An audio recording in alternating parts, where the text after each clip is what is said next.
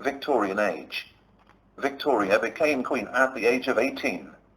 She was graceful and self-assured. In 1840 she married a German prince, Albert of Saxe-Coburg. They had 9 children and their modest family life provided a model of respectability. During this time Britain changed dramatically.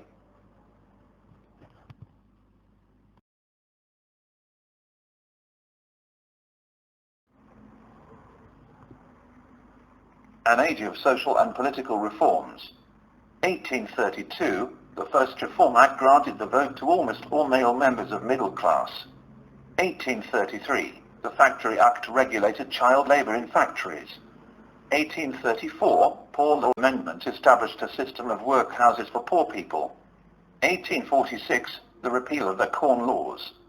They were laws which maintained the price of corn artificially high to protect the landed interests. 1867, the Second Reform Act gave the vote to skilled working men.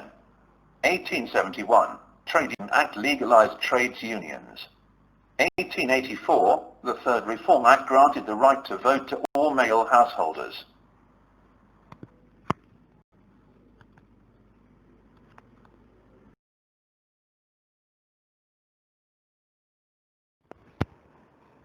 Positive aspects of the age.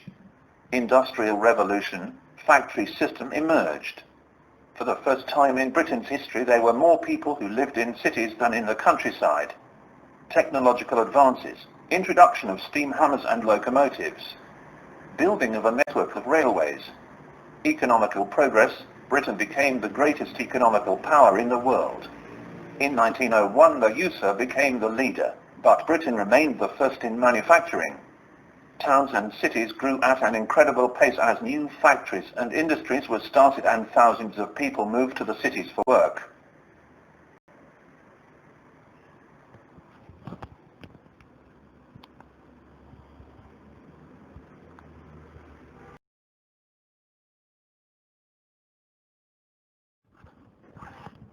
Crystal Palace and the Great Exhibition. Crystal Palace was built for the year 1851. It was destroyed by fire in 1936. It was made of iron and glass, exhibited hydraulic presses, locomotives, machine tools, power looms, power reapers and steamboat engines. It had a political purpose. It showed British economic supremacy in the world.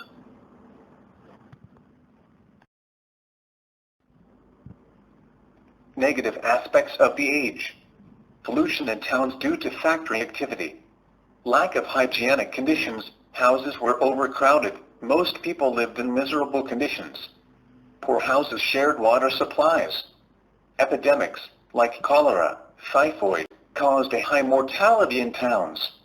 They came to a peak in the Great Stink of 1858. This expression was used to describe the terrible smell in London, coming from the Thames.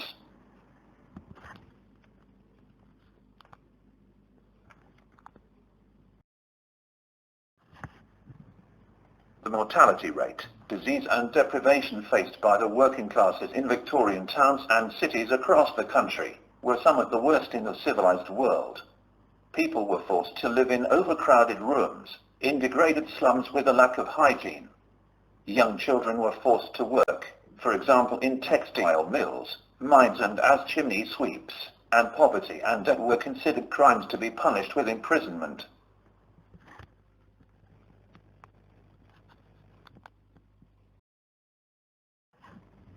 The idea of respectability and bourgeois ideals. The Victorians were great moralizers.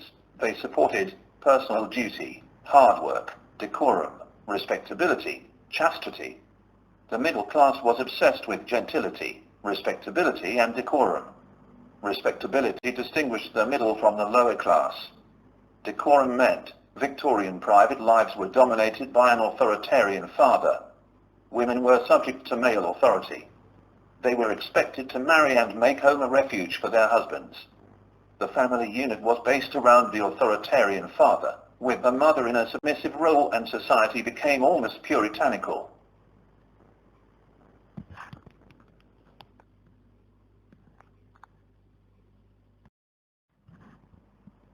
New currents of thought.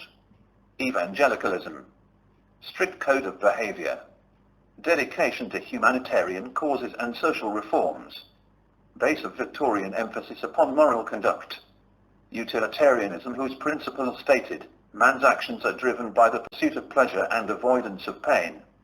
All institutions should be measured in terms of usefulness, in providing material happiness. Religious belief is merely superstition. Empiricism.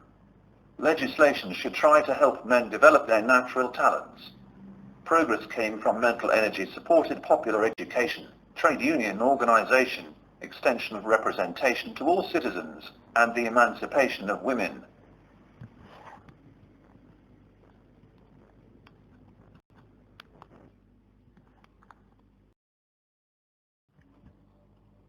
Victorian Compromise.